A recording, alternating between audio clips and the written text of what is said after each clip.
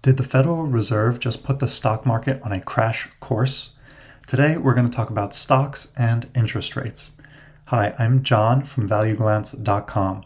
I have a PhD in theoretical physics. I worked in asset management on a $10+ billion fund, and I'm the author of this book, Stop Checking the Price, which is an approach to finding high-quality stocks for the long run to beat the market. So with the latest Fed decision to keep rates at a 4.25 to 4.5% level, we've seen the nonsense news proliferate a new set of articles. Are interest rates too high because of the effects of tariffs and inflation? Are they too low because of a weak jobs report? What about the dissent among the Fed governors? What about the presidential pressure to lower rates? And so the one thing that we can predict with 100% certainty is that the nonsense news will not let up on its Fed fixation. So rather than getting sucked into the latest news, let's zoom out and take a long-term perspective. Here's a plot of interest rates. Here we're showing the 10-year US Treasury yield plotted on the left axis as a percentage in blue, going back to the 1960s. And in red, we're showing the S&P 500 index on a log scale. So seeing this big picture, we may ask how much all of this short-term rate prediction game actually mattered for long-term investors. Indeed, the correlation isn't as clear as the news makes it sound. Even Warren Buffett, the greatest investor of all time, is not in the business of predicting interest rates. Here's what he had to say. Quote, "There's nobody whose predictions on interest rates I would pay attention to, even myself, even Charlie," meaning Charlie Munger. So instead of trying to make short-term trading decisions based on Jerome Powell's micro expressions, let's take a long-term perspective and ask the question as long-term investors, how does this affect our portfolio? So question, how do interest rates affect stock value creation? In the short answer, interest rates set the bar that our quality investments need to jump over in order to create long-term value. So interest rates are telling us the willingness of investors to wait for future profits. It's a number that can gauge the price of time, and it can be used to determine the value of something right now today. So Finance 101 tells us the value of something right now is equal to the value it will spit out from now until the heat death of the universe, discounted, meaning adjusted, by an interest rate. And that value that's far in the future gets a bigger adjustment compared to the value that's spit out today and tomorrow and in the near term. And so this mathematical discounting tells us how much weight the value today depends on the near term versus profits that are in the far distant future. So a high interest rate puts more emphasis on near-term profits. It makes those unprofitable growth businesses look less appealing than a business producing steady cash flow right now. Conversely, a low interest rate pushes some of that weight on the valuation out into the distant future. And so those riskier bets with a promise of a distant future payoff may seem a little less crazy today. And when the rates are distorted way too low, we uncouple from reality. This is how you get Fartcoin at $1 billion market cap. Easy money flows towards dumb investments. So we can understand why meme stock investors and hyped up growth tech company investors are giddy at the thought of the Fed lowering rates.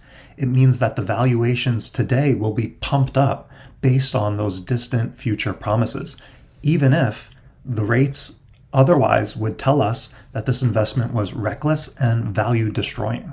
So if we can't predict the future interest rates, the next best thing we can do is build a robust portfolio that can survive and continue creating value come hell or high water.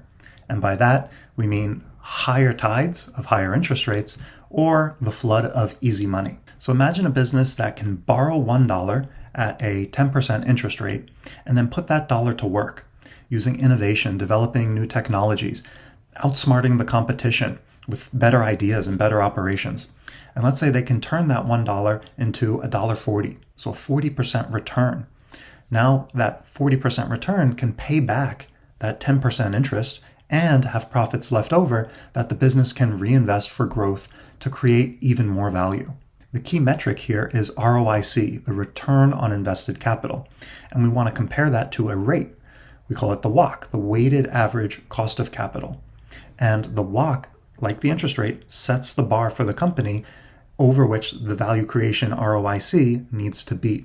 By putting capital to work, this allows the business to pay back the shareholders, the equity providers, and the debt holders, the debt providers, set by that interest rate. In fact, we've defined great businesses as compounder stocks, businesses that can maintain a high, steady, and even increasing ROIC as the business grows its pool of invested capital.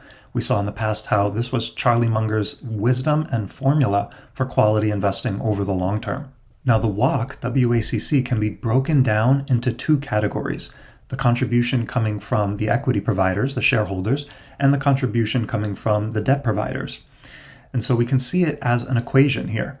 WACC is equal to the cost of equity times this fraction, equity over invested capital, plus the cost of debt times this other fraction, debt over invested capital. And so here, invested capital, IC, is equal to the sum of equity and debt. And so what the WACC is doing is it's weighing each of those contributions based on the company's equity and debt breakdown or capitalization. Now, a higher interest rate means a higher cost of debt. It costs more to borrow, and so that will increase the WACC. At the same time, investors see a higher interest rate, for example, with treasury bonds, and they say, well, there's an opportunity cost. Why should I take a risk on stocks if I can rotate into bonds? And so as a result, the cost of equity based on the shareholders' expectations on growth increases. And so higher interest rates push up the cost of debt, it pushes up the cost of equity, and results in a higher WACC. So with this understanding of the relationship between the WACC and interest rates, and the relationship between WACC and ROIC as that hurdle the company needs to clear to create value, let's take a look at some examples here. So we have some familiar tickers of a range of sizes here, different industries, based on the latest quarter results in 2025. So we see Coca-Cola, a WACC 6%, ROIC 14%. ExxonMobil, 7% WACC and a 10% ROIC. Microsoft, 8% WACC, 28% ROIC. NVIDIA, 11% WACC, 91% ROIC. Tesla, 12% WACC, 5% ROIC. And Palantir, 16% WACC and 8% ROIC. And so we notice here that the older companies or the more steadier, stable companies tend to have a lower WACC, a lower interest rate, and therefore cost of capital, compared to the newer companies or the companies seen as more high risk and unpredictable. For example, let's compare Microsoft and Palantir. So Microsoft is a steady tech giant that the market is very familiar with, and it commands an 8% WACC. Palantir, on the other hand, has a lot of big promises, and it may realize that potential upside taking advantage of AI, or it may be another bubble. And so because of that, we see a 16% WACC. So the bar is twice as high for Palantir to clear to create that long-term value.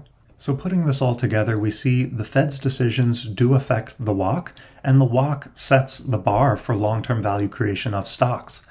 At the same time, if we can't predict, and Warren Buffett and Charlie Munger can't predict future interest rates, then it's not enough of a strategy just to listen to the nonsense news and Jerome Powell and try and Fed speak as a central bank whisperer.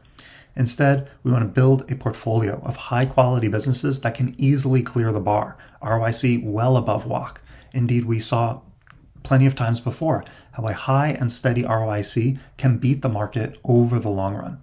And so while the nonsense news wants us to sit on the edge of our seat waiting for the latest Fed announcement, history over the long run tells us a different story. Market gravity wins, and it beats monetary manipulation. So we don't have to waste time predicting interest rates if we buy high-quality stocks at reasonable prices that can create long-term value, and we hold them for the long run.